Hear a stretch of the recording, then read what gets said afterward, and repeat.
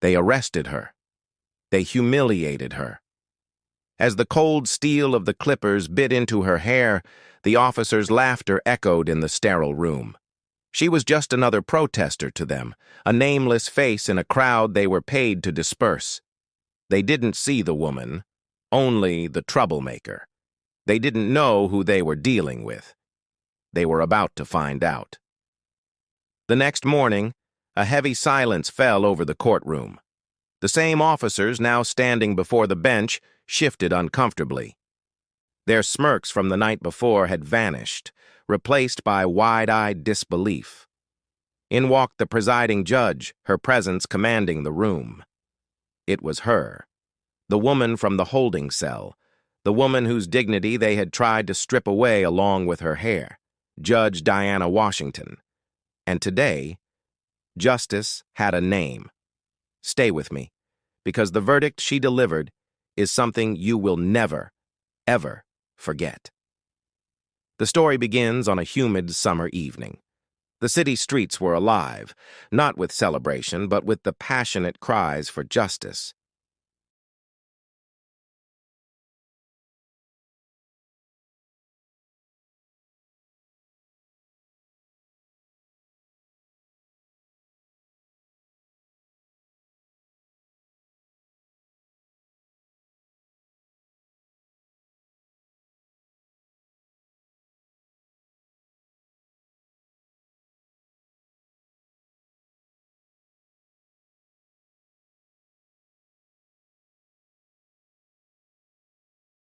To them, she was no longer Diana, the citizen.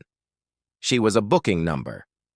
Thrown into the back of a police van, she found herself in the cold, impersonal world of the system she served. At the precinct, the indignities piled up. The mugshot, the fingerprinting, the feeling of being processed like an object. She remained calm, her legal training a quiet anchor in the storm. She knew her rights. But rights can feel very far away when you're alone in a holding cell. It was there, in that cell, that the ultimate humiliation occurred.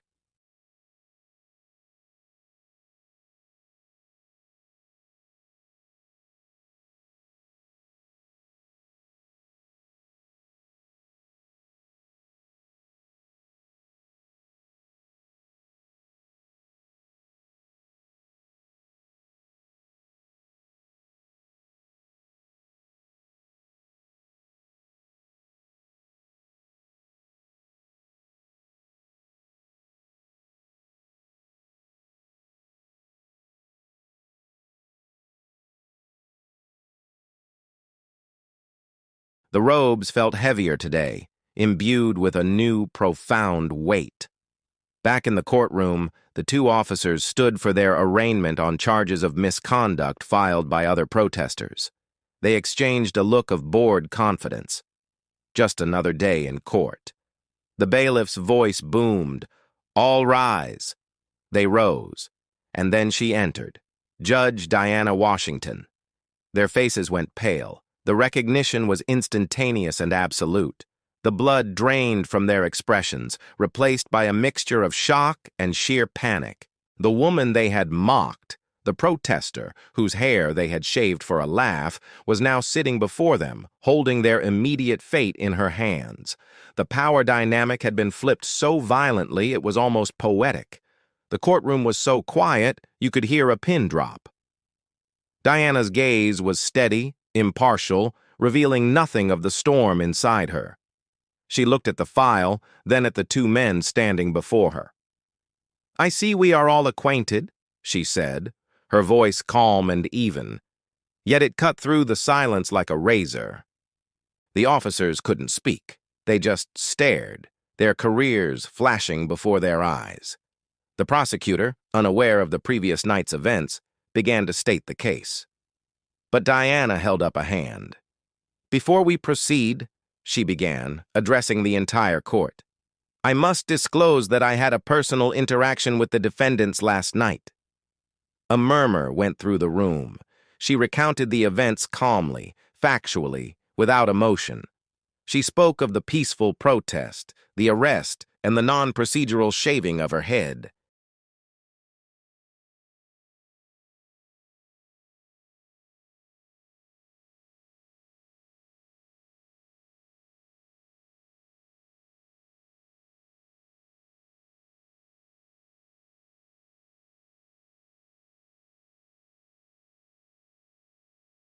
However, I will not be recusing myself. Gasps filled the room. Instead, she continued, her voice ringing with authority, I am moving that the charges against these officers in this specific matter be dropped. Confusion. The prosecutor was speechless.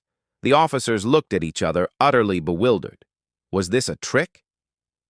Your Honor, the prosecutor stammered. Diana explained. Justice is not about personal revenge. My role here is not to punish these men for what they did to me. My role is to uphold the law impartially. To preside over their trial now would be to indulge in a personal vendetta, and that is not justice. That would make me no better than them, using a position of power to humiliate someone. She turned her gaze directly to the officers. For the first time, a flicker of emotion crossed her face. Not anger, but a profound disappointment. But let me be clear, she said, her voice dropping, yet gaining intensity. Your actions were a disgrace to the badge you wear. You abused your power, and you forgot the fundamental principle you swore to uphold, to protect and serve all members of this community. You brought shame upon yourselves and your department. She let the words hang in the air. The charges in this matter are dismissed. She banged the gavel.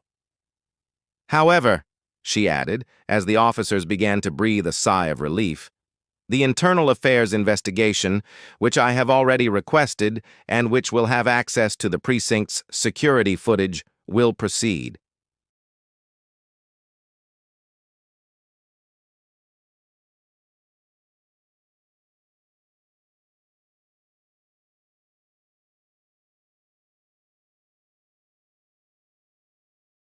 They were not prepared for grace.